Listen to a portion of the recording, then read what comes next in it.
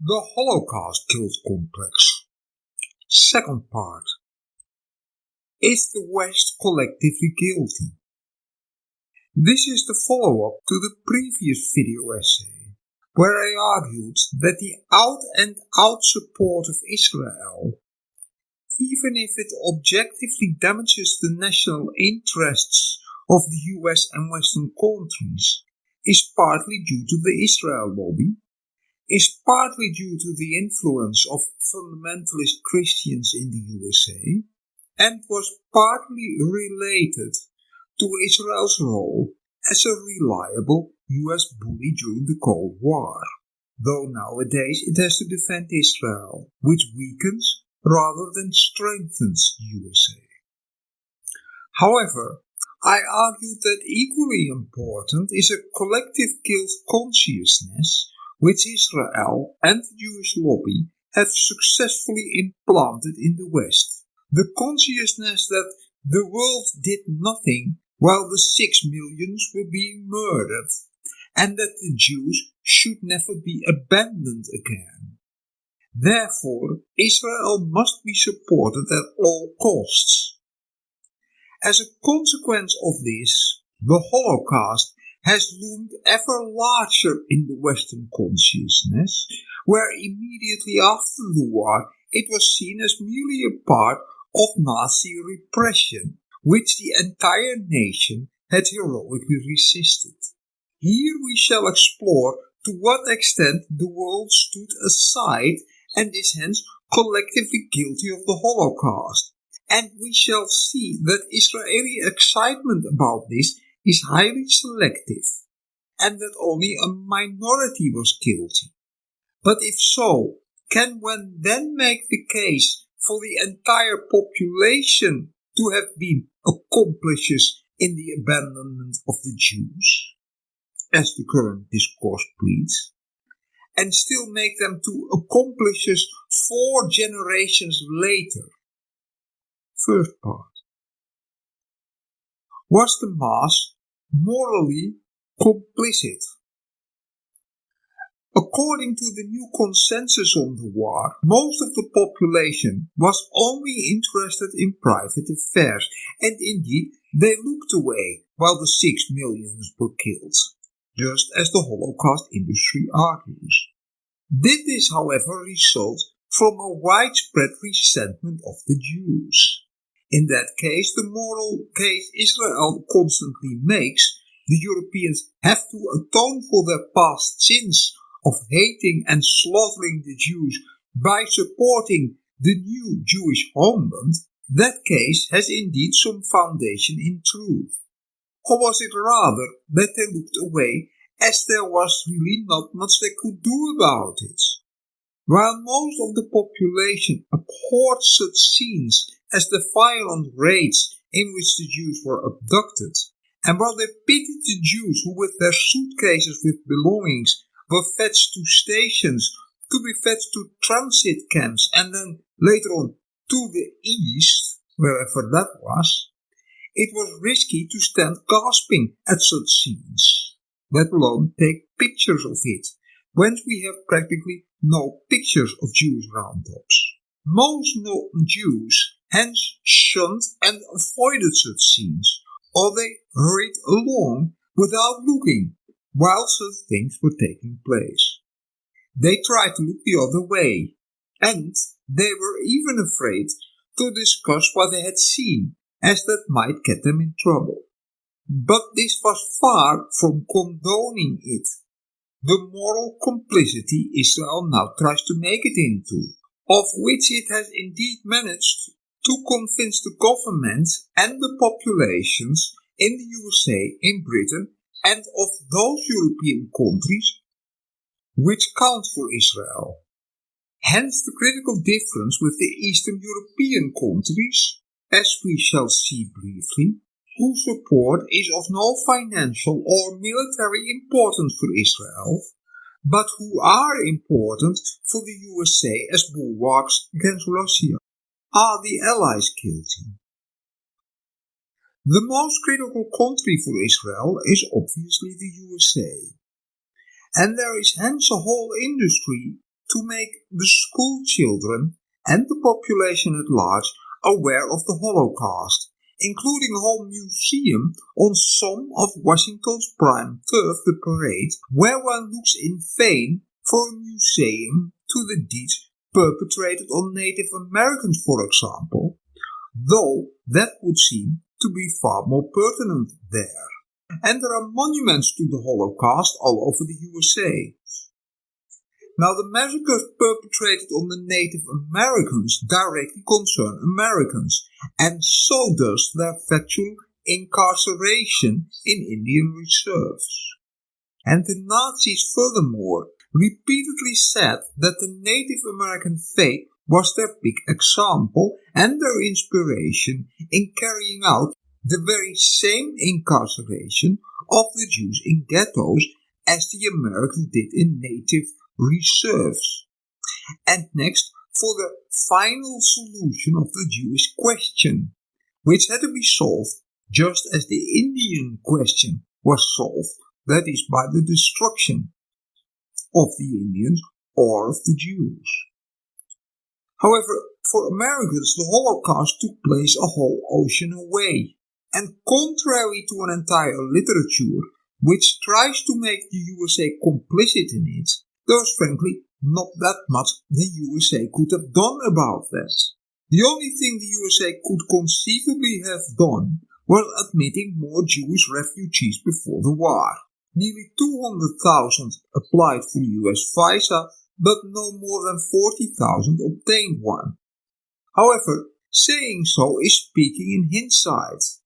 In 1938, nobody, including the Nazis themselves, was intending to kill the Jews yet. Sure, they were being forced out of Germany, which the US government duly protested.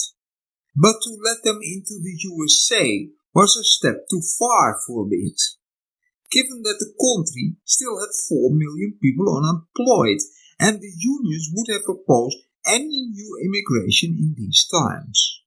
Britain did let in some 30,000 Jewish refugees, who were not particularly favored, but certainly not maltreated either. And the most famous of them, Sigmund Freud, even took his sofa with him to London, where you can still see it. But there was the same problem with letting in more. With Britain in crisis, she could not accept an inflow of hundreds of thousands of refugees. Adolf Eichmann, of all persons, who was during the war to become the administrative head of the Holocaust, was pleading with the British they should allow more Jewish emigrants to Palestine, as he then headed the immigration office for Jews of the SS. And he was pleading with the British they should allow more Jewish emigration to Palestine, which Britain then administrated on behalf of the League of Nations. But the British had curtailed the number of immigrants there, as in 1937 there had been an uprising against the British and the Zionists in Palestine, and the British had to send more than 100,000 soldiers of their own, only 300,000 men strong army, to repress the fighting between the Palestinians and Jewish armed groups.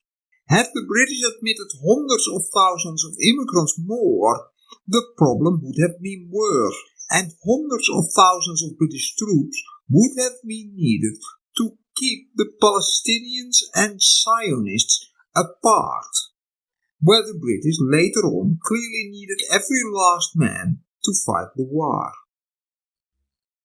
What all this in either case certainly did not proceed from was any hidden Allied loathing of Jews, as the Israel propaganda now habitually implies with saying they did nothing to stop the Holocaust.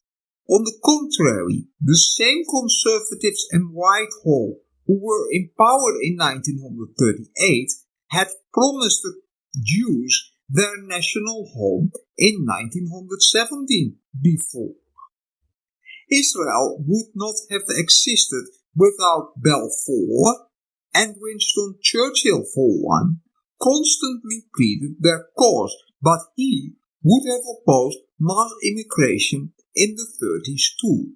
In Washington, the same Democrats were in power in 1940 who later on recognized Israel. The country would not have existed without them too. And the Roosevelt government was very Jew-friendly and full of Jews. Exactly as the Nazis at the time constantly pointed out, it was strikingly philo rather than anti-Semitic.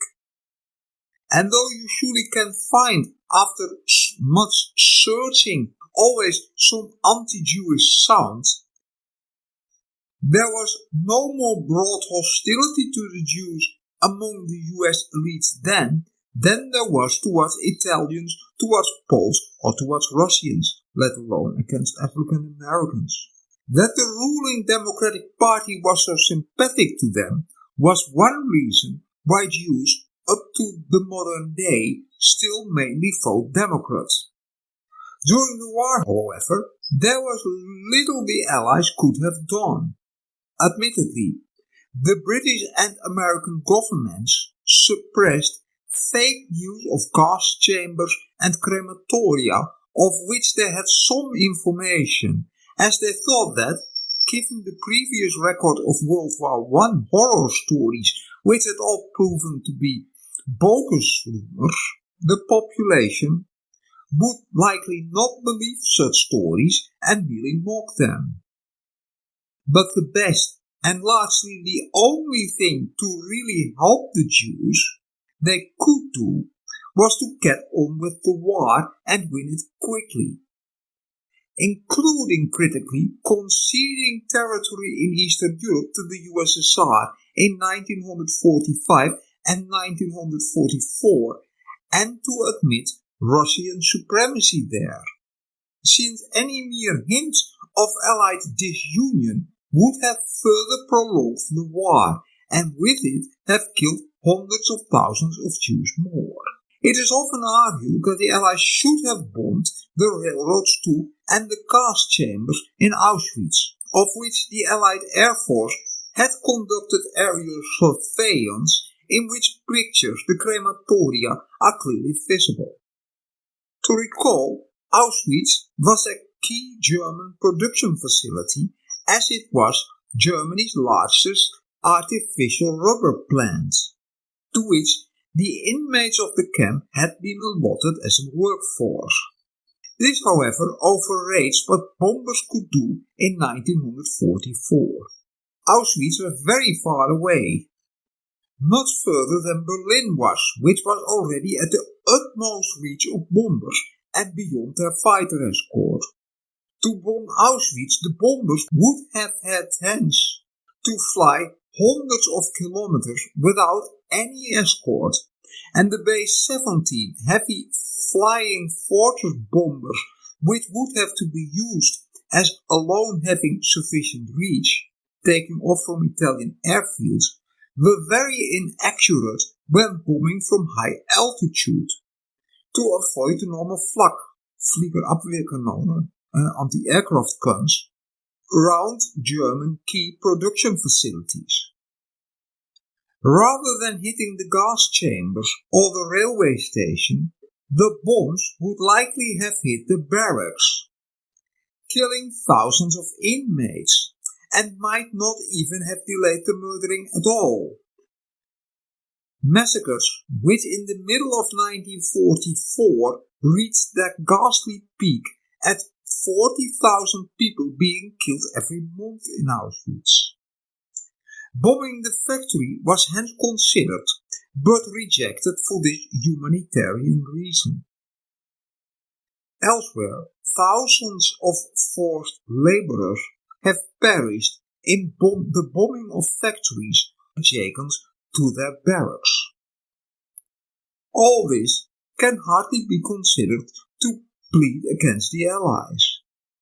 Here again, while it is emotionally understandable for Jews afterwards to cry out, the killing could have been prevented, this did not proceed from any hidden hatred of Jews. On the contrary, Jews enlisted in masses in both the British and the American army, and while African Americans were treated differently, and we may well say they were being discriminated in the US Army, Jews were treated no different than other GIs.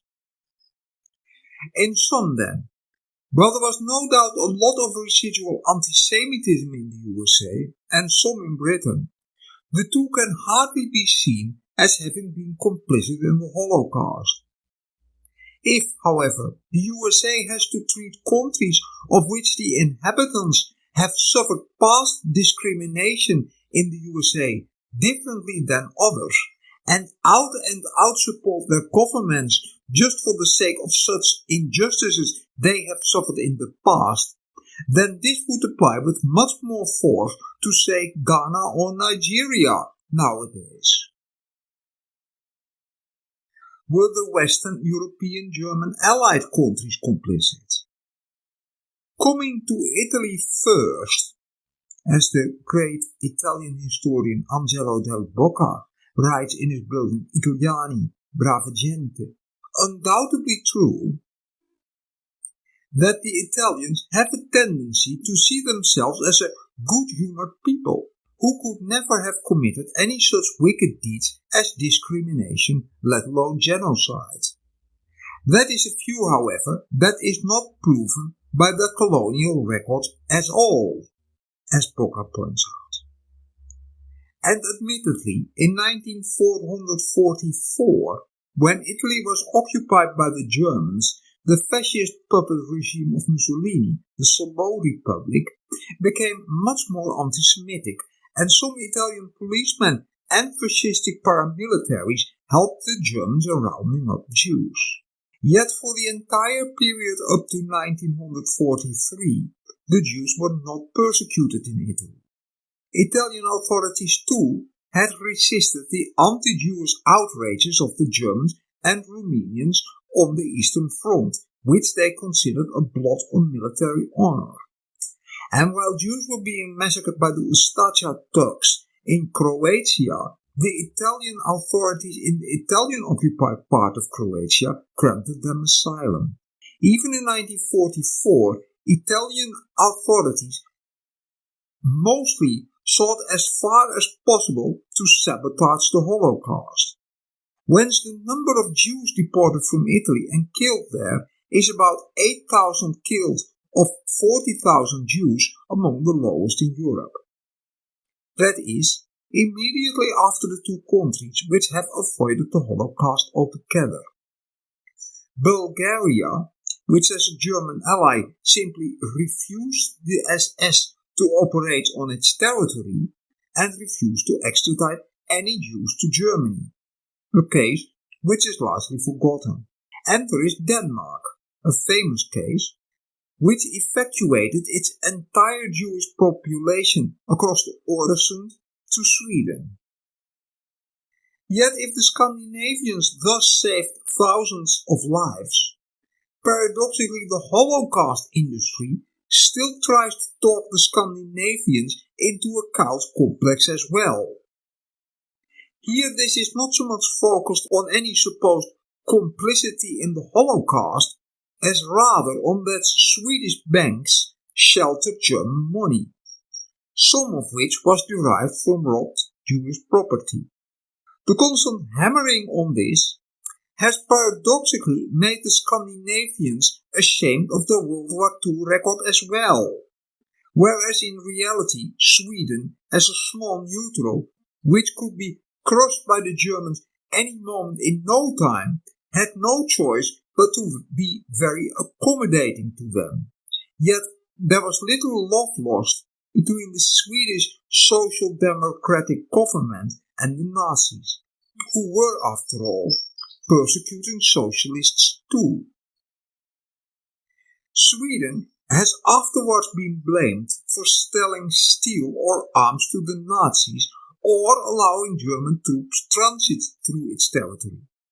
But Sweden had little choice.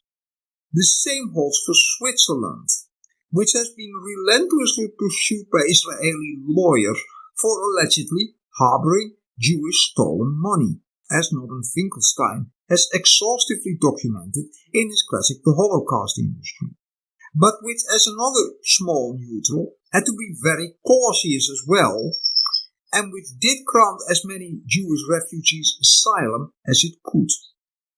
The same could be said for Spain and Portugal, which are, to be sure, the original home of anti-Semitism in Europe, but in World War II they granted asylum to all refugees who managed to make the hazardous trip from Vichy, France, across the Pyrenees, and one Portuguese consul has saved thousands of Jews by writing out fake Portuguese passports from them, which allowed them to come to Portugal.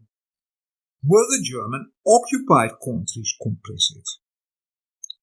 Coming to the German occupied countries, it must to start with never be forgotten that they were indeed occupied, and that the authorities there did not have much space to maneuver, and that limited leeway could easily be exploited by the Germans for very different causes than they had originally intended, including for the persecution of Jews.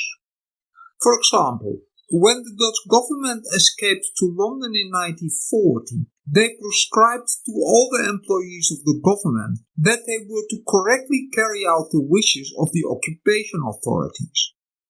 They intended with that they were to maintain order so that humdrum government tasks could progress, cleaning the meadows, the garbage, or snow in winter, for example. Afterwards, this order was used by the police forces of Dutch cities to justify them helping in arresting Jews and conveying them to assembly points and to the station for the transit camps, Westerbork, from whence after a few months they were sent to the concentration camps and to the death camp Sobibor. Few of these ordinary policemen were raging Nazi partygoers, and even fewer were Jew-haters. They probably pitied the Jews, but they still tried to carry out their duty as obedient officers of the law, just as they had been ordered to do by their own government in exile. Again, immediately at the beginning of the occupation, the Dutch caretaker government had instituted comprehensive rationing, where everybody got the same amount of foodstuffs and basic goods, whether rich or poor. Getting foodstuffs and basic goods depended on you showing your coupons, which you obtained on showing your identity card in turn.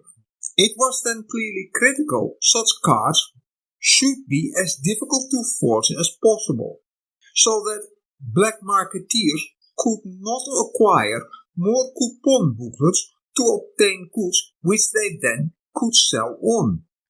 The hard-working officials of the population registry, to forestall this, devised identity cards which were virtually impossible to counterfeit, and this indeed very effectively stopped the growth of a black market in the Netherlands as well. Jews, however, got a stamp Jewish in that identity card, one which you had to carry with you at all times, and during raids, or if they just used public transport, they could easily be caught, therefore, while fake identity cards were immediately identified with that near-perfect card. Measures which were not really intended against Jews, thus much contributed to making the Netherlands the country with the second highest relative number of victims of the Holocaust, 110,000 of 140,000 Jews, after Lithuania, 140,000 of 150,000. Two more factors which contributed to this were first that the Netherlands, since the Queen and government had fled to London, was put under the particularly tough, unforgiving and fanatically anti-Jewish regime of the SS and of its security organs, the Sicherheidsdienst and the Groene Polizei. Belgium, in contrast, where the king had remained in the country, was put under the far more lax and forgiving regime of the Wehrmacht, which was far less involved in persecuting and deporting Jews than the SS was in the Netherlands. Hence the number of Jews fetched away in Belgium, 40,000 of 90,000, was much lower than in the Netherlands. And second, it contributed too that the resistance in the Netherlands particularly focused on hiding people called up for working in Germany. By 1944, more than 240,000 people were in hiding, the highest number of any country. Now hiding was not only dangerous, but to find additional food for extra people in your house in a country which is suffering from food scarcity and which is using coupons was a nightmare. Some 20,000 Jews were hidden, most famously Anne Frank was. But it was far more difficult to hide Jews than it was to hide workers. The latter were fit young men, but Jews were, as the Frank family, likely to be entire families with many elderly people, and how were you to get medical care for them if they fell ill, as old people are likely to do? Or they might be families with children, who by their careless talk might easily betray everybody, as happened again with the Frank family, including the persons with whom they had hidden. Hence, you had to be exceptionally lucky as a Jew to find somebody courageous enough to hide you. But that resulted from very different motives than any broad anti-Semitism among the population. Whereas the ones who hide workers were just as well risking their skin to help fellow humans. What a large number of Jews fetched away from the Netherlands in any case does not point to is any widespread anti-Semitism before or during the war. The Jews and Gentiles had always lived and worked closely together in the Netherlands, and the overwhelmingly assimilated Jewish majority was part of the Dutch working class, who stood out foremost by their participation in the socialist parties rather than by their intense devotion to their faith. There was a small community of Orthodox Jews, but they were a very small group. The Netherlands had offered asylum to refugees from Nazi Germany, and the Jews were heavily represented in banking, in academia, in theatre, and in industry. Famously, Fritz Philips of Philips Industries was a Jew. The Netherlands hardly had a Jewish issue then. Even the Dutch National Socialist League found that any Jew bashing was not appreciated by bystanders or voters, and it kept low on that issue. Contrary to the Netherlands, France does have a very long anti-Semitic tradition on the right of the political spectrum. Partly as it was of course that French Revolution, which that right had always fanatically opposed, which had granted the Jews equal rights as other citizens. And partly also because the French right hankered back to pre-industrial times, and they detested the Jews as the carriers of the modern times, as capitalists and cosmopolitans. Yet this anti-Semitism was equally bitterly opposed and contested by the left, going back to the famous or the infamous affair of Corporal Dreyfus from 1892 to 1904, which in all its intricate details is too complicated to even hint at a brief explanation here. This affair bitterly divided the country between a philo-Semitic and an anti-Semitic bloc, next to the issue the affair was really about, namely the role of the reactionary monarchist army in the French Republic. That affair was also the cause for Theodor Herzl's calling for a separate Jewish state. Following on that tradition, the French extreme right and fascist parties, some 10% of the voters, were certainly vehemently anti-Semitic in the 30s. But overall, during the Third Republic, there was hardly any institutional discrimination against Jews, and France was and is the only Western country ever, including the USA, to have elected a Jewish prime minister, Léon Blum, from 1936 to 1938. Refugees from Germany were then liberally allowed into France, some 55,000 by 1939, more than any other country, and sadly the barracks at Darcy, near Paris, which had been built for these refugees, became the transit camp to the concentration camps later on. While some of the brightest stars of French intellectual life were Jews, such as historian Max Bloch, anthropologist Claude Lévi-Strauss, and anthropologist Marcel Mauss. France did spot some notorious anti-Semites too, such as writer Louis-Ferdinand Céline, but they were far more marginal to French intellectual life than these mainstream intellectuals were. After the defeat, the Vichy regime, as so commonly happens, began to blame the defeat on foreigners and alien elements, and that included Jews, and particularly they blamed it on the refugees from Germany. They were registered as unwanted aliens and locked up in detention camps and finally transported to the east with help of the Vichy police. It merits our emphasis, however, that the French thought they were merely being sent to labor camps there, and it still further helped to reinforce this view that horrible stories about what was happening to them there notwithstanding, the Germans took good care to have the concentration camp inmates write letters to friends in France or in the Netherlands. They were doing healthy work in the open air there, and they were taken good care of. This reinforced the view of the authorities in France they could help the Nazis in ridding oneself of a Jewish problem, as the Jews to Vichy were an alien element which should be removed for the good of the people's community. But the wrath of Vichy on aliens did not just concern Jews. It equally well involved Metek, that is people of Mediterranean background, Arabs and the common litany in Southern Europe, Masons, communists and refugee supporters of the Spanish Third Republic. They were imprisoned as well. Large-scale persecutions and deportations started only in 1943, after the Germans had taken over from Vichy, and they were then carried out mainly by the Germans with some collaboration of French fascists and rightists.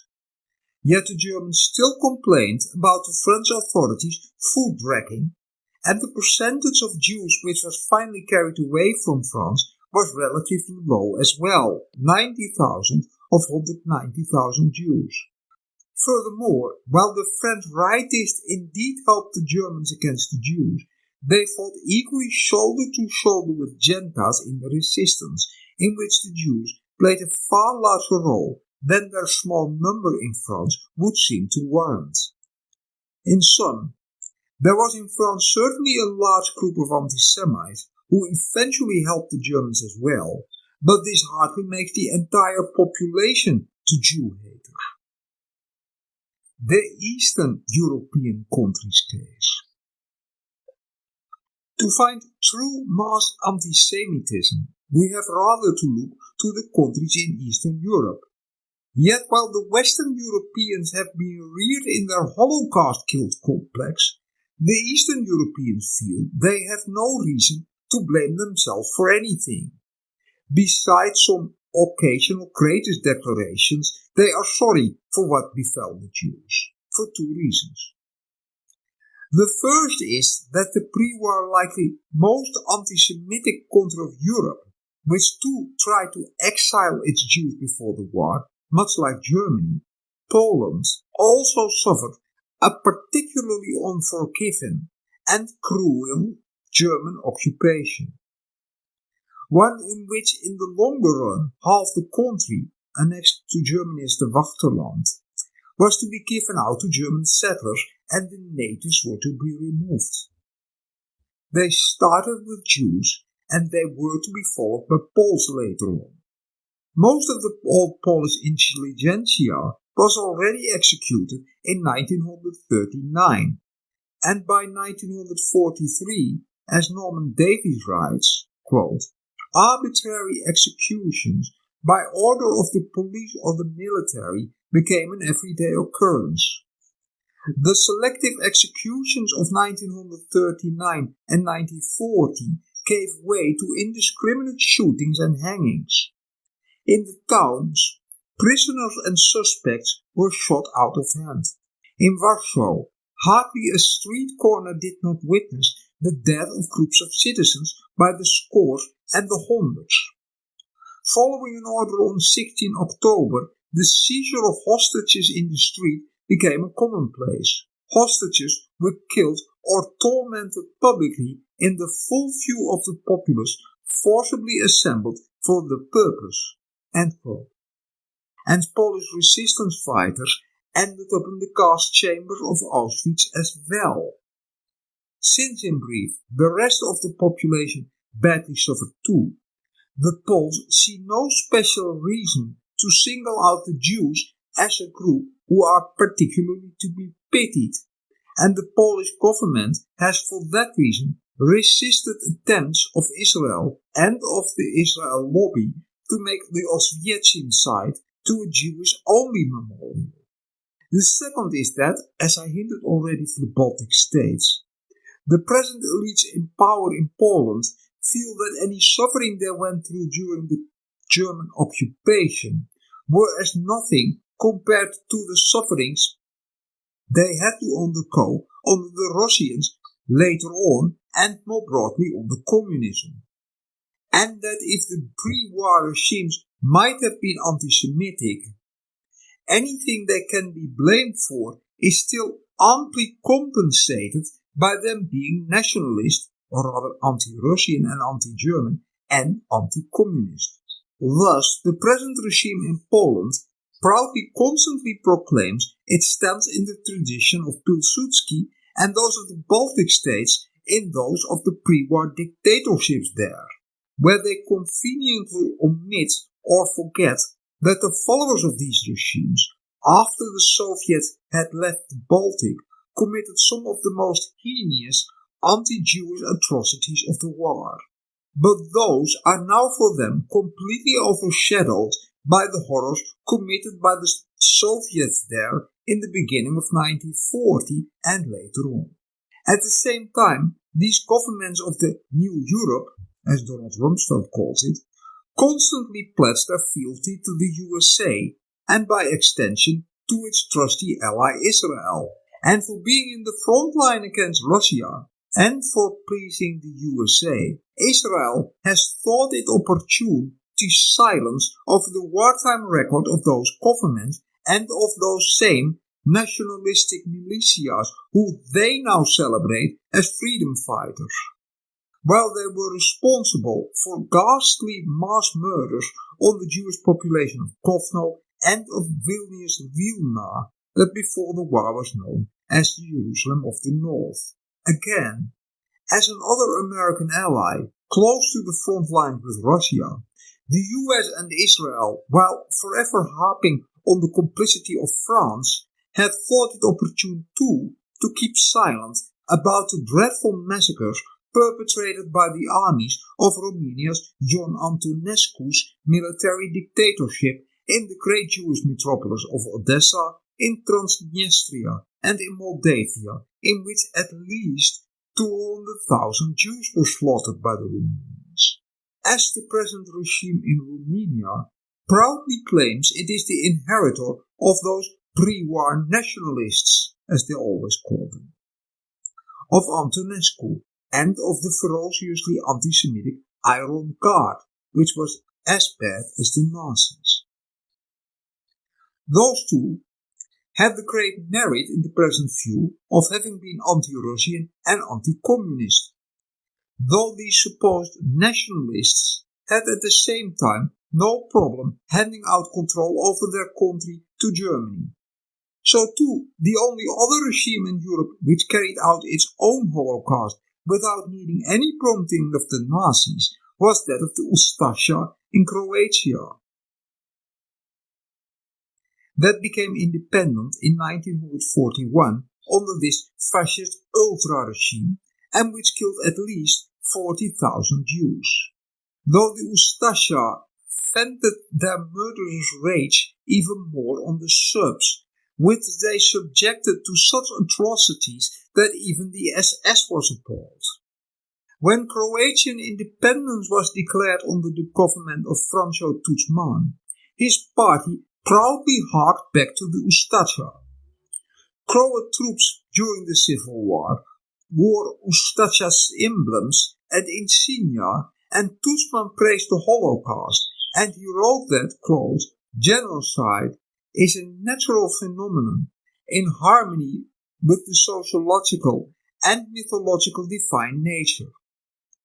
Genocide is not only permitted, it is recommended, even commanded by the word of the Almighty, whenever it is useful for the survival or the restoration of the kingdom of the chosen nation, or for the preservation and spreading of the one and only correct faith. End quote.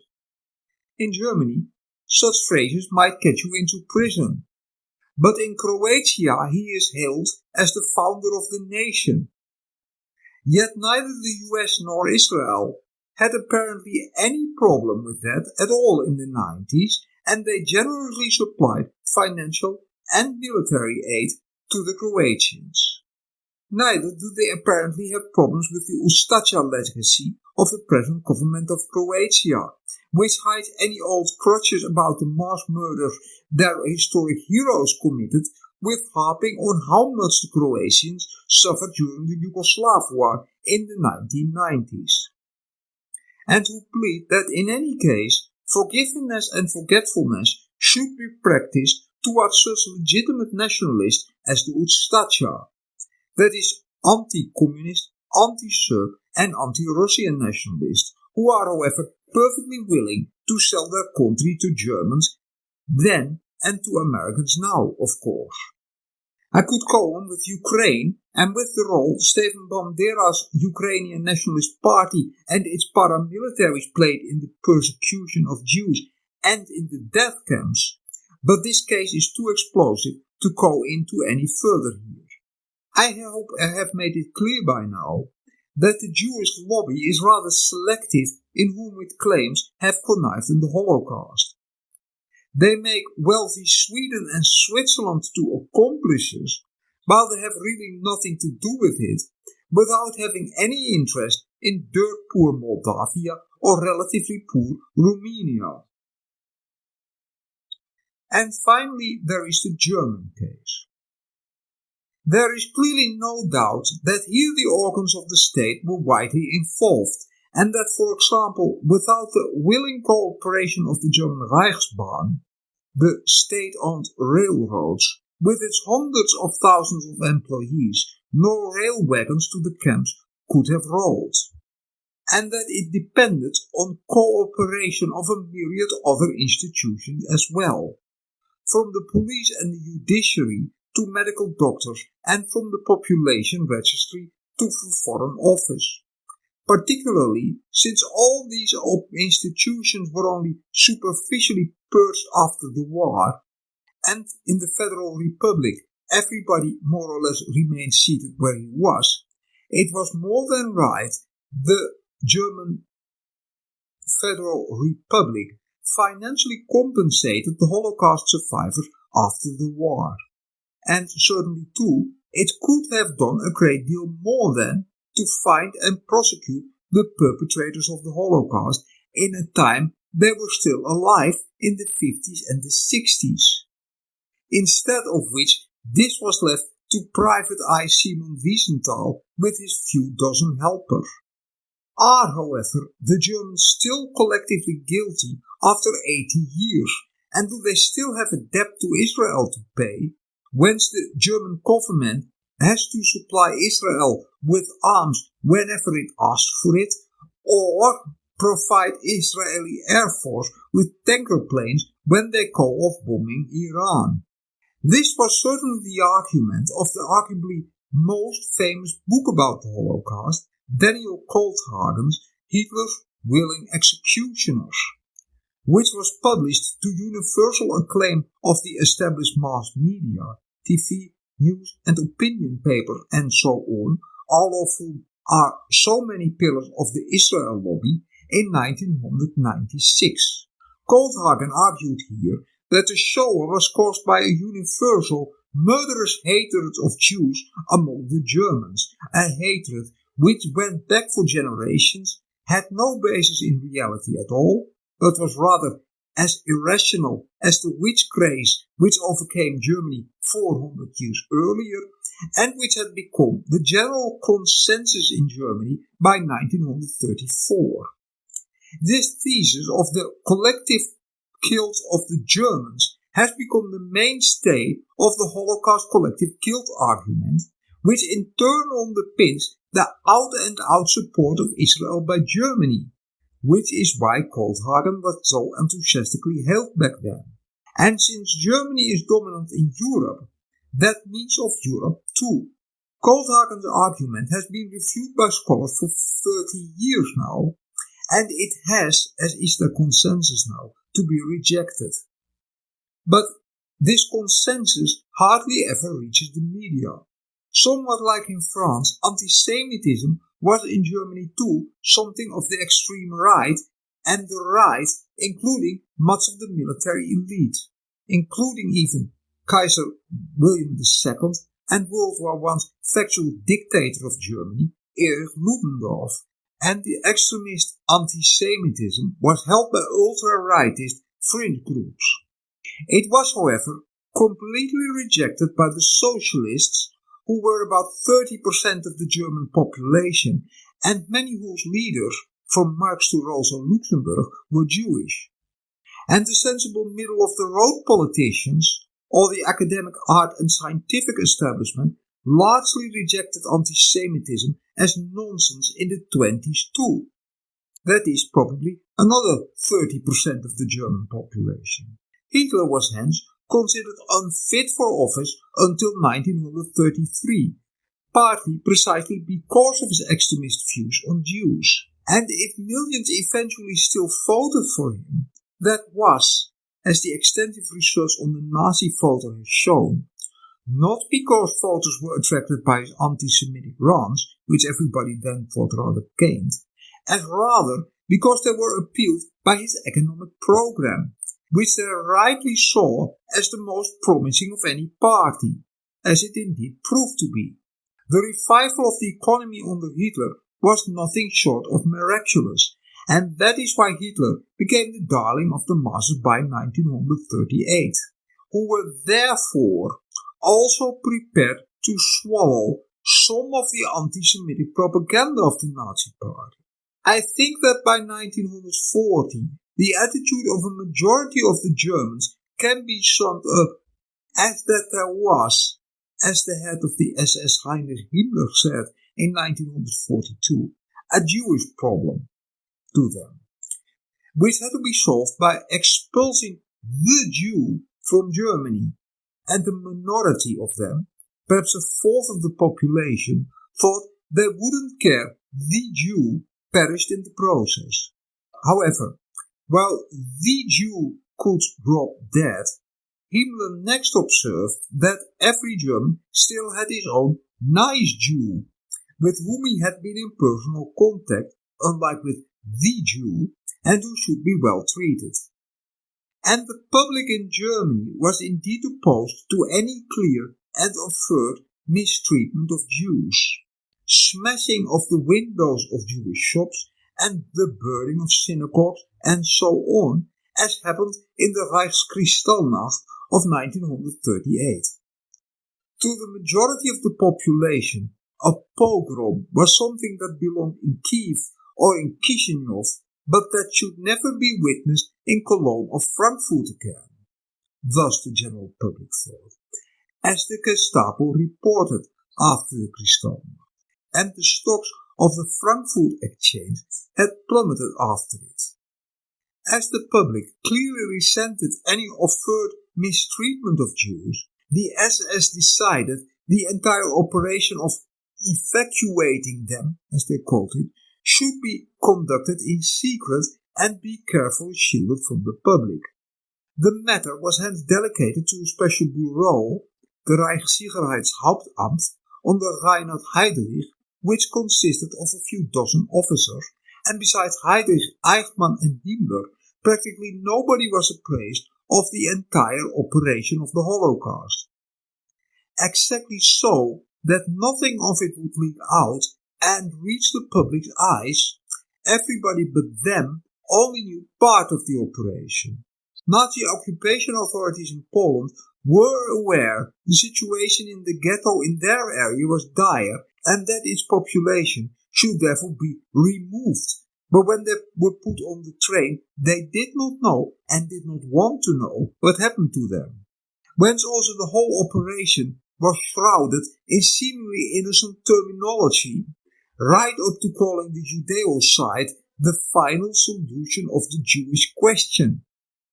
Yet if the entire population was ragingly and murderously anti-Semitic, why go through such trouble to hide it to the public? In reality, the population at large knew no more than what propaganda minister Joseph Goebbels knew. One would rather not be a Jew in Germany at this time. And while lots of people were involved in enabling the Holocaust, personnel of the railways, for example, in getting railway wagons to the camps, they had little idea of what exactly was going on. Sure, they saw cattle wagons full of people being carried to camps in the east, but the conditions for the Jews were equally dismal as those of Soviet prisoners and Soviet and Polish forced laborers being fetched to Germany simultaneously. They had gotten used to that. The actual number of people directly involved in the Holocaust was quite small. The Einsatzgruppen, who were responsible for murdering Jews by the thousands and by the tens of thousands in Russia, consisted of no more than 10,000 people at maximum, while the staff of a concentration camp consisted of some 300 to 400 corps people and 1,000 guards. Death camps, like Sobibor, which only consisted of a gas chamber and crematoria and had no work camp attached, like Auschwitz, employed no more than 100 people. For the work of guarding the barracks was largely done by the inmates themselves on the blockheads, while to help with the gassing too, the SS mostly used the inmates. Some total, perhaps 20,000 people, were directly working for the concentration camps.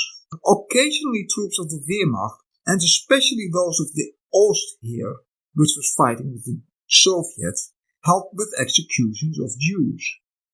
Because, as studies of their correspondence have shown, they widely believed they were fighting Judeo-Bolshevism, Jewish Bolshevism, in this horrid, merciless war. And just as they shot Bolshevist political commissars, they had no mercy for the Jewish enemy as well. However, while there's only a few thousands were directly involved in the Holocaust, simultaneously some 200,000 opponents of the Nazi regime were in prisons and concentration camps. Opponents who universally opposed the Holocaust. Can we really say, therefore, that a majority of Germans actively supported Judeocide? The overwhelming scholarly consensus now is that we cannot say so. The actual perpetrators were a small group. There was a very large group of bystanders, in the terminology of the greatest historian of the Holocaust, Raoul Hilberg, who were vaguely aware horrible things were being done, but wanted to know nothing about it. There were some profiteers from Jewish property, and there was a category of helpers, some only on few occasions, some heroically during the whole war. But because this was potentially fatal, only a few could summon the courage to actively help Jews. And on occasion, helpers might even include soldiers of the Wehrmacht who had good reasons to be afraid too, as the Wehrmacht hanged tens of thousands of its own ranks during the war. And then there were still the ones in prisons and in resistance who naturally fast outnumbered the ones directly involved in the Holocaust. Even for the Germans, therefore, we can hardly say the entire population was possessed by murderous anti-Semitism, and we can surely not make them still collectively responsible for the Shoah, whence Germany must continue to pay its collective debt to the Jews to support the government of Israel, whatever it does 80 years after the Holocaust. A summing up. As Thomas van der Dunk wrote about the Dutch in 2001, but nothing he hoped for has happened so far, quote, "The coming generation should not be kept hostage any longer by a feeling of guilt, and as time goes on, Israel should be perceived by the Dutch, particularly in the light of the changing composition of its population, as what it is, a country in the Middle East, a country with which we have no special ties. We have special ties with Belgium, with which we share the language and which lived for a while in a common home with us. We have special ties with Suriname and Indonesia, which all of us exploited as colonies for 3 centuries, and with South Africa, where we left a bunch of colonies behind, of which we do not want to be remembered anymore. For other special ties with other states, which does not mean population groups in the 2 states, there are no reasons, and less so as World War II becomes ever more distant." End quote. To vary on that, England has special relations with the USA, with the Commonwealth, and above all with Ireland. France has with Belgium, Switzerland, and with French-speaking Africa, and with North Africa, and with Algeria in particular. And both ought to have special ties with the Francophone and Anglophone Caribbean as well. As to the USA, it ought to have a special relationship with Britain, as Americans all proudly recall, with Liberia, which was founded from the USA and is therefore its special responsibility, though scarcely anyone in the USA remembers that, and with the Philippines, as an ex-colony, and perhaps with some Caribbean countries which it has invaded every few years of the last 2 centuries, such as Haiti or the Dominican Republic.